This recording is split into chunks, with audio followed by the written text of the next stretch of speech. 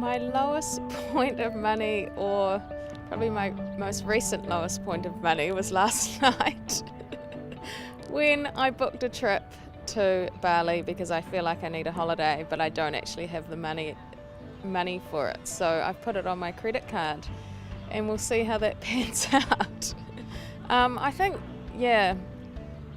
sort of unexpected expenses and things come up over winter as well, like your power bill. My flatmate emailed me yesterday and told me that the power bill was $600, which is probably about $300 more than normal, so unexpected expenses come up.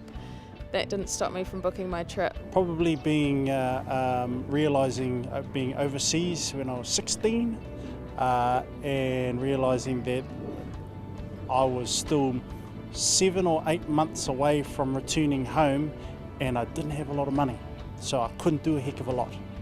And that was probably the realisation that I was kind of stuck and wasn't able to really, I suppose, participate and enjoy fully all those things that you do when you are overseas.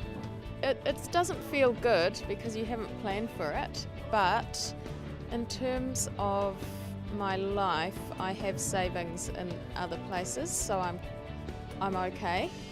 But unexpected expenses aren't great, but if you actually have savings for other things that you can probably do without at this time, then it's okay. You get through it though, and it's taught me quite a lot.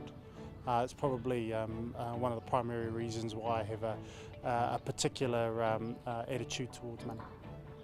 My lowest point was when my mother-in-law died, because right at that time the whānau didn't have 2 cents to rub together, and that would have been about 10 years ago, and I've seen it happen time and time and time again. So through that time and time again, I've made sure I'm insured, things are looked after when I'm long gone, so my children don't get into that predicament. Look, my lowest point with money was when the Christchurch earthquakes actually hit.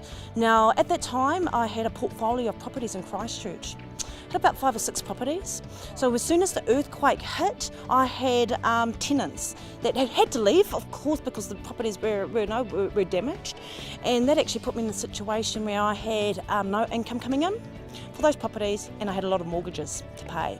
So that journey still hasn't finished. I'm still 3.5 years later, I've dealt with some of the properties, which has been fantastic, but I'm still having to deal with 2 more properties that have still yet to be fixed 3.5 years after the earthquake. But in saying that, I can see light at the end of the tunnel. So although it was my lowest, there's actually a hell of a lot of learning that I did through that experience. I am grateful for that experience.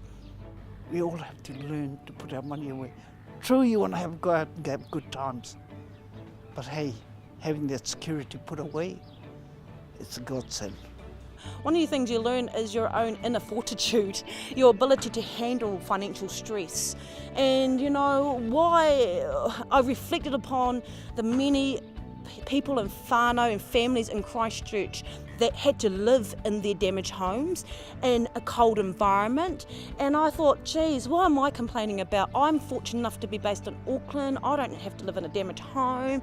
I've got, we've got the weather's good up here. So look, what I did was able to put some context around my situation relative to other people's situation. I therefore felt, I was appreciative of my circumstances. Probably the lowest point I would remember is we would every week go and buy fish and chips from a fish and chip shop, and they knew us.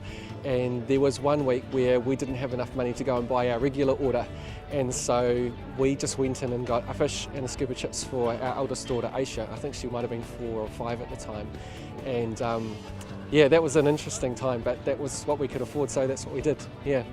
My lowest point, I'm talking as we, because I'm thinking about my family, was when we were on one income with 2 little babies, and it was quite a low income, and we were spending way above our means, and we were just getting ourselves more and more into debt. We then had to sell a car to pay off our credit card to then buy a cheaper car. I guess reflecting back on it now, there'd be elements of control, probably a little bit of a sense of mana that you didn't quite have. Being able to provide, I guess as a father and as a parent, you want to be able to provide those opportunities for your kids. So a little bit disempowered and a little bit on the back foot, and then some resolve there to try and make better decisions in the future. Yeah.